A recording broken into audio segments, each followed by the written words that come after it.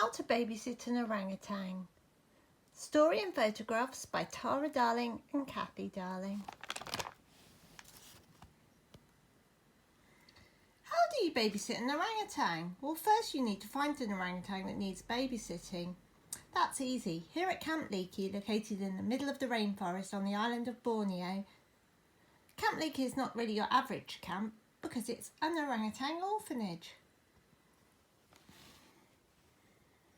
Ordinarily, orangutan babies don't really need human babysitters, but the mothers of these little red apes have been killed and the orphans are too young to survive alone in the jungle.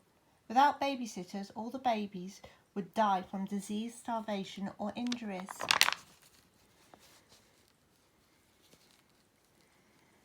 This is my friend. She's been teaching me to be an orang babysitter for more than 20 years. She has been taking care of orangutan babies and training babysitters at Camp Leakey. The first thing she told me was that babysitting for an orangutan is not a forever job. A good babysitter's job is done when the baby grows up and can go off into the rainforest and live as a wild ape. Our job is to teach the orphans the skills they need to get along on their own. That usually takes until they are 7 or 8 years old, the age they would be when they leave their natural mother. Then we have to say goodbye. This is not easy. Orangutan babies are cute and cuddly and especially loving. These are the qualities that landed them in the orphanage in the first place. A lot of people think that the adorable apes would make good pets, so greedy animal dealers can get a lot of money for one of the endangered babies. The mother orangutans will not give up their babies without a fight, and they are usually killed by the baby snatchers. Then the little orphans are smuggled out of Borneo and Sumatra, the only place remaining. 5,000 wild orangutans live. For every baby that reaches a circus, private zoo or movie trainer, 8 orangutans die on the trip. Only a few of the babies are lucky enough to be rescued and brought back to the rainforest. They need tropical forests to find food, and the forests are disappearing as fast as orangutans, which can be numbered in millions.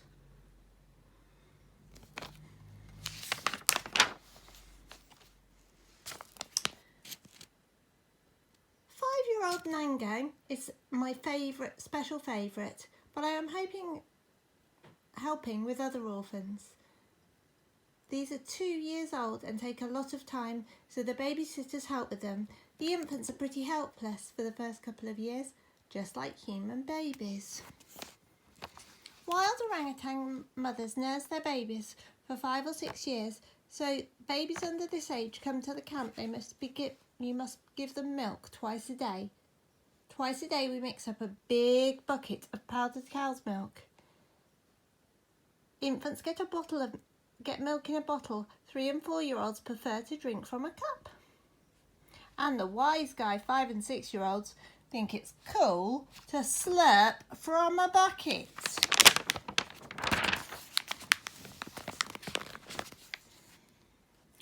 The babies depend on us for all their food. Like most children, baby orangutans are messy eaters. Babysitters must be prepared to have some food spit at them.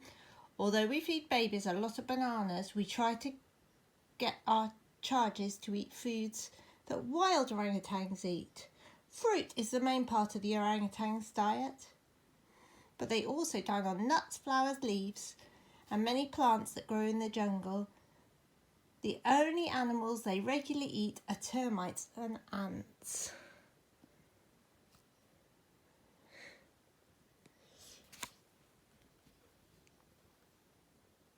I want my orangutan to grow up strong. I am willing to take a sip of milk to show him that it tastes good. I enjoy eating bananas with him. I even nibble on leaves once in a while to encourage him to try them. But I absolutely positively refuse to eat either termites or ants. Surely eating insects goes beyond a babysitter's duty. In the rainforest it rains a lot. I am sure this does not come as much of a surprise to you. To make sure the downpour doesn't take me by surprise, I wear a rain hat. Nantang is very jealous. He snatches my hat and pops it on his own head whenever he can.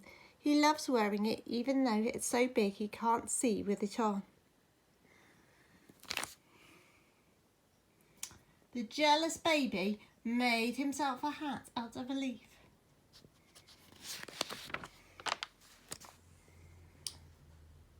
In heavy rain, wild orangutans often hold leaf umbrellas over their heads. Orangutans don't like to get wet, which is why bath time is not much fun for a sitter.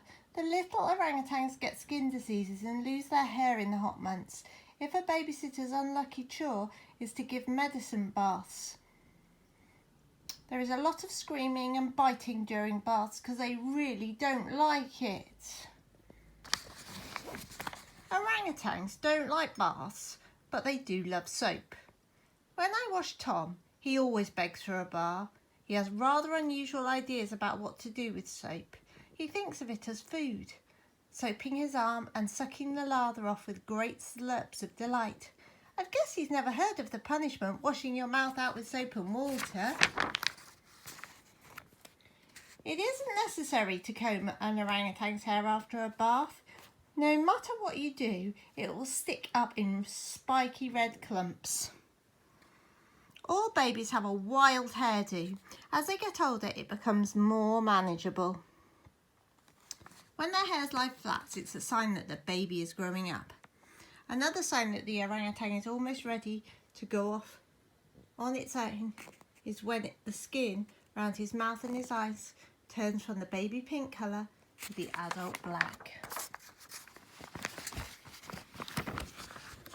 When I go into the forest, I often meet Princess with her baby Peter. Peter is the same age as my baby and he loves to play with him. Peter taught me an ape sitting lesson I will never forget. Save all your snacks until you are off duty. One morning, Peter snuggled up close, stuck his dirty finger in my mouth, scooped out my bubble gum. Chuckling happily, he popped it into his mouth and ate it. Orangutans, big and little, are food thieves. Most humans, including me, think this is disgusting. However, it's normal, healthy behaviour for a young orangutan to share food with an adult. There are hundreds of different fruits and leaves in the rainforest. Some are delicious, but a few are deadly poisonous. A baby orangutan must learn to tell them apart. So mothers allow food snatching. That way, young ones can recognise the smell and taste of safe foods. If you babysit children, you'll probably see temper tantrums. Well, orangutan babies have tantrums that are much the same. There is a lot of kicking, screaming. There is also biting, lots of biting. Orangutan games almost always include biting. Not only do the apes nip each other during play, but they will also bite a babysitter if they can. A playful orangutan shows its bottom teeth. It looks like an angry face, but it isn't. Angry orangutans stick their lips out and make kissing noises to show their displeasure. They burp a lot too. A babysitter has to be able to read the facial expressions of orangutan.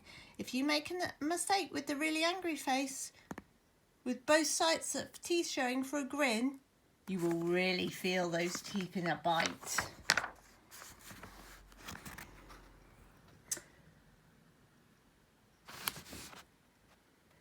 Most of the time, the little orangutans have a happy face. They're very playful. Best friends form play groups with 3 or 4 members, and sometimes we get assigned to watch one baby and other times we get a whole play group in forest school. Best friends do everything together. The little orphans are lonesome and it seems they like hanging round in groups. Any game that is fun on the ground seems much more fun in trees.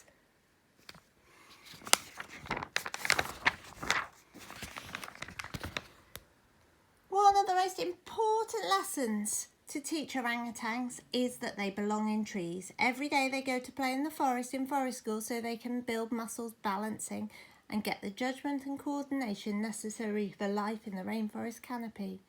Thank goodness the babysitter is not required to climb the trees with her charges. I couldn't begin to go where my baby goes with ease. He can hang on with his feet as well as his hands, and his wrists allow him to swivel around without changing grip. Even so, he falls off once in a while, and it takes a few years to get the hang of hanging around. He knows I can't climb very well. When it's bedtime, he climbs right to the top of the tree and hangs there sucking his thumb until I lure him down with a banana snack.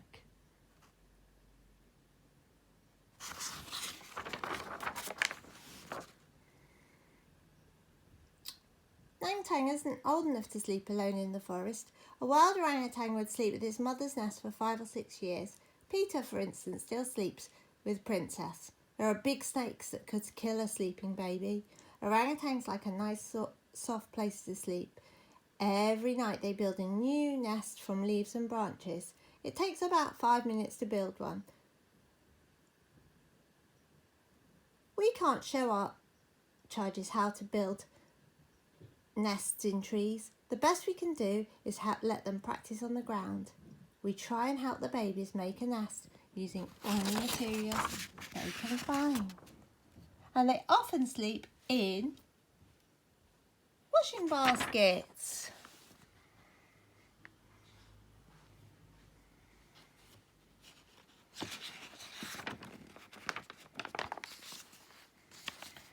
Babysitters at Camp Leakey have happily said goodbye to more than 100 orphans. These ex-captives have become wild again. Although I love him very much, I will someday have to say goodbye to Nang Tang too.